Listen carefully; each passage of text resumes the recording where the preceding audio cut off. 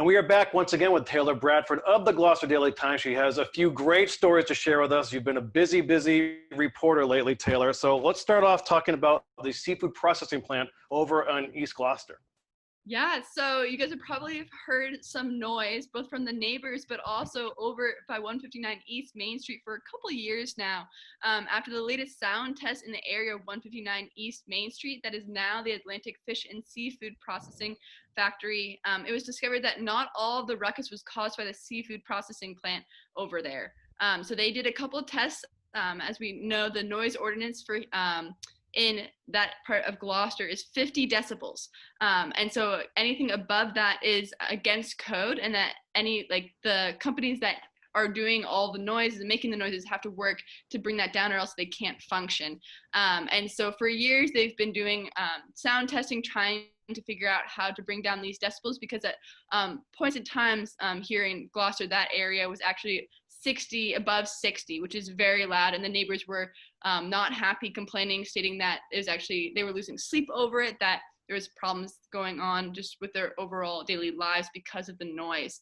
And so they were notifying the city and the state officials about this noises and the sound around the clock, and just how disrespectful and how much it just kind of bothered them. But the most recent sound test revealed that actually the neighbors were a part of the problem, if you were to kind of go by the decibel sound count. And so Fred Cohn, the Board of Health members, said that when they did their final testing, that after everything was shut off at the seafood processing plant, that the ambient noise was really coming from the neighbors' AC units. You know, that it's a packed neighborhood, so there's a lot of noise there anyway. There's a lot of people, and they're saying that because there's, you know, a lot of people crammed into these apartments, they're having a lot of AC units, and so, you know, the height of the heat of the summer, those things would be cranking. People are driving down the streets, and so those noises are just elevated. So if they're going by the decibel count, they noted that it was in fact part of the neighbors, but they did say, you know, that the 159 East Main Street had been a part of the problem as well. And the owner, Nick Osgood, has put in a lot of money to really try to bring that noise level down, because you know, he stated that he really wants to make sure that they can kind of be within the community and do what they need to do, but be respectful of the community. So he said at the latest meeting that, you know, he's still willing to have conversations with the neighbors to continue that conversation. So if they ever do have an issue with the noises over at 159 East Main Street again, that he's open for discussion. And so really seeing just that it's a continued conversation, but it seems to be a closed one at this point. So again, they've reached the decibel, they've reached below the decibel limit. But yeah, Nick Osgood spent $50,000 to $70,000 of replacing and changing 9 motors on the roof, closing a redundant exhaust vent, and construct walls to absorb the sound. So it seems like he's really trying to do everything in his efforts to bring that noise level down. And he succeeded in not only that, but they also were able to uncover some unexpected things along the way, such as the noise from the neighbors. Interesting stuff. Taylor, what's the latest with the Gloucester Teachers? So school is right around the corner, right? Next week, kids are getting ready, teachers are getting ready to either go back to buildings here in Gloucester or do remote learning, as we know that the Gloucester High School is starting with a hybrid approach, or remote, and then considering a hybrid later on this fall. But teachers aren't too thrilled. The GTA and members of the GTA are talking about how they don't feel comfortable with the distancing of 3 feet that DESE has recommended. And so they did a video and a photo of the teachers sitting in that 3 feet kind of crammed area that they said of just how it might be hard to keep those distances, especially if kids are squirming, that, you know, if you move a little bit to the left or right, that 3 feet is eliminated. So they were very concerned, but at a recent school committee meeting, Superintendent Ben Lummis kind of showed all the different schools and, you know, the different types of rearranging of the chairs that they have, and showing that one of them at West Parish, which is like the most crammed, that they're still trying to spread them out as much as they can. So really they're showing that, you know, there are still a lot of space between students and that they are keeping the guidelines and keeping the distance, even if it seems a little unsettling to teachers. So with that, kind of looking at, you know, not only concerns of the distancing between chairs, but also the air quality within the buildings. Yesterday at 10 a.m., the school committee had a special meeting to meet with the Department of Public Works, Mike Hale, to talk about the air quality in the buildings. And, you know, Mike Hale and his contractors that they're working with confirm that the buildings are safe to go into, that the air quality is not a concern to them. They are working to update the air quality in the buildings, looking at the univents, looking at the different ways, and they're going into the buildings as we speak to kind of identify if there are any problems and how can they fix them. They said they're going to complete it with an ionization process to kind of get rid of any microbes or pathogens that might be within the rooms, but they said they should be fine to enter, and they're going to continue to work hard to, especially in those older buildings like East Gloucester, try to update anything that needs to, because they said the problem isn't everything is up to code, but it's really things aren't working as efficiently as they might if they were newer, but also if they were to break, they're a little bit harder to replace because they're an older model. So looking at updating equipment, but also saying that, you know, teachers and students who use these classrooms need to not put things on the univents, the parts of the buildings or the rooms that are helping with that airflow. They're saying that they have seen time and time again that people have been using these univent little the structures to put their turtle tanks on and put, you know, tapestries over because it's cold. And he's saying that you really can't do that, and that kind of it can't be blocked or else it's not going to work in peak performance. So a lot going on. The conversation is still happening, but again, the Department of Public Works has confirmed that these buildings are safe to enter, and I'm sure the conversation between the administration and teachers is still ongoing as we enter into the school year next week.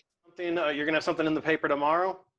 Right. So if you guys look in the paper tomorrow, you're going to see that there's going to be an ongoing discussion about the quarries here in Gloucester. I know a lot of people, both locals and people visiting, were pretty bummed out as they drove into Grant Circle Rotary and saw a big sign saying quarries closed. That was due to a lot of misuse of the quarries at the beginning of the summer, where there's littering and disrespect of the butters over by the different quarries here in Gloucester. And so there was a conversation that Heather and I were both at last night, or Wednesday night, that Val Gilman, Ward 4 counselor, put on over at Plum Cove Beach to discuss and welcome the residents to kind of have that conversation about, you know, quarry management and how can they look forward to next year. And so that conversation is still ongoing. We'll have something in the paper tomorrow about what that conversation looked like, what people preferred kind of going forward, but they're looking to do a Zoom meeting and a panelist discussion later this fall as well. So stay tuned for that, as the conversations about quarries, while it might get a little bit colder, is still pretty heated. So. And Corey and I will be interviewing Val Gilman and Les Bartlett. Les was also part of the focus group on Wednesday night. We're doing an interview with them next week too. So we're going to be covering all these quarry issues, and it's definitely a heated one. Mm-hmm. Great stuff, Taylor. We'll catch up with you next week. All right. Have a great weekend, guys. Thank Bye. you. Erika Brown of the Manchester Cricket joins us every week to give us all things Manchester by the Sea and Essex. How you doing, Erika? Hey guys, how are you? Good to see you. Okay, there is good news potentially for small business owners in your neck of the woods. Yeah, the news came over just yesterday. Essex is the first town to announce that it is received. It's one of 23 municipalities in the Commonwealth to receive a community development block grant, and it's aimed at micro businesses that have been disrupted by COVID. It's a federal grant program, and as I said, it's going to 23 towns in the Commonwealth, and includes towns like Beverly, North Reading, Southborough, Watertown, and it also includes Essex and Manchester is also eligible. Essex will get $70,000 for this grant. Manchester will also get about $70,000 for the grant. These grants are for small businesses, and we're talking about micro businesses. That's under 5 employees, so 5 or less, where it's really going to make a difference, to be honest with you. And these grants are up to $10,000. So my guess is everyone will go for the maximum. So that's 7 grants, but that's 7 businesses that are really going to get a leg up at a time that they really needed.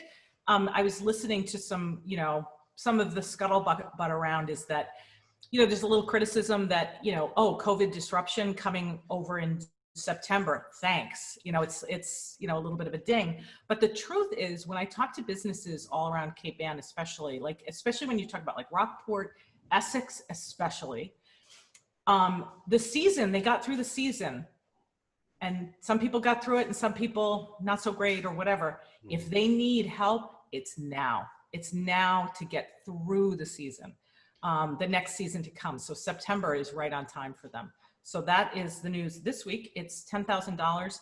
Matt Coogan, who is the town planner over in Essex, he's the one who's going to be administering these. So if anybody has any questions, there are some exclusions, which may be worth noting. If you're in real estate, rental or sales, no go. If you are a business that's owned by somebody under the age of 18, no. A lemonade stands. If you're a lobbyist, no. If you're a liquor business, no.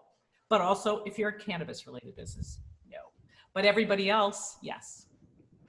It's interesting because now you have, now that Labor Day has passed, there's sort of that lull just before the holiday season hits, was just sort of around, I guess, mid-October, a little later. Then it goes full force till just before Christmas. So this is timely news for sure. It definitely is. It's a lot of good news. And next week, Manchester hasn't gotten its details yet, but Greg Federspiel, the town administrator, said it's probably going to be about the same, and they're going to announce it next week. So I guess this means that cat's out of the bag. So Erika, could you just review the mechanics of how a small business applies for this right now?